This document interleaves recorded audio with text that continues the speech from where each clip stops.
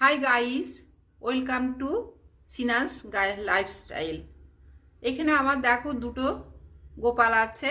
এই যে এই একটা গোপাল আর এখানে একটা গোপাল। দুটো গোপালকে আমি আলাদা আলাদা করে রেখেছি।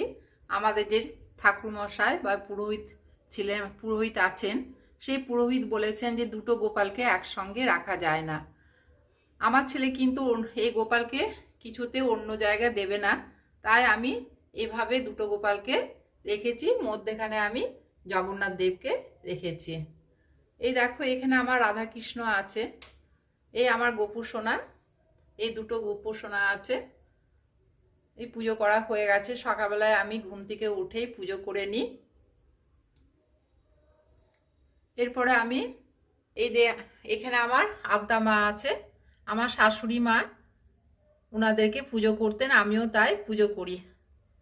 উনি এখন নেই, কিন্তু উনি মারা গেছেন, কিন্তু উনি আমাকে এগুলো দিয়ে গেছেন, আমি সবারই পুজো করি। এখানে আমার মা লক্ষ্মী আছে, দেখো লক্ষ্মী মা।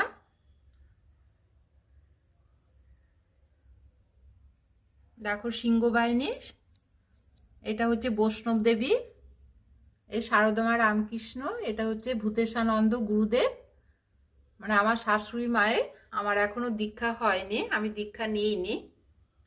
এই আমার সরস্বতী, এই সরস্বতী ঠাকুর পাথরের, আমি একবারে পাথরে কিনে নিয়েছি। আগে আমাদের মূর্তি পুজো হতো, মানে মূর্তি পুজো মানে মাটির যে মূর্তি পাওয়া যায় সেই মূর্তি দিয়ে পুজো হতো।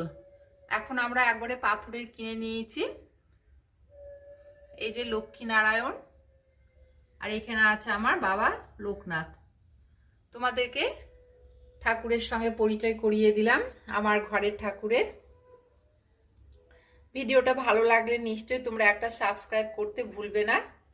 এখন আমি নতুন চ্যানেলে এসেছি, তাই তোমাদেরকে সাবস্ক্রাইব করতে অনুরোধ জানাচ্ছি। ভালো লাগলে নিশ্চয়ই করবে। মহাদেবের সঙ্গে পরিচয় করানো হয়নি।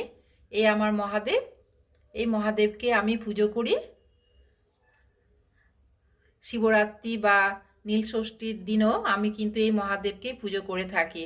আগে কিন্তু বাইরে আমি যেতাম মহাদেবের পুজো করতে, এখন আমি বাড়ির মধ্যে করে নিই। সব ঠাকুরই তো সমান, তাই না? তাই আমি বাড়ির মহাদেবকে পুজো করি। এই আমার সব ঠাকুর বা আমার গোপু সোনা এখানে সবাই আছে, দেখেছ? এই নিয়ে আমার, এইগুলোকে নিয়ে আমার সংসার।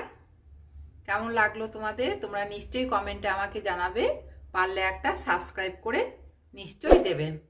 আজকে এখানে রাখছি, পরে আবার তোমাদের কাছে ফিরে আসবো। বাই।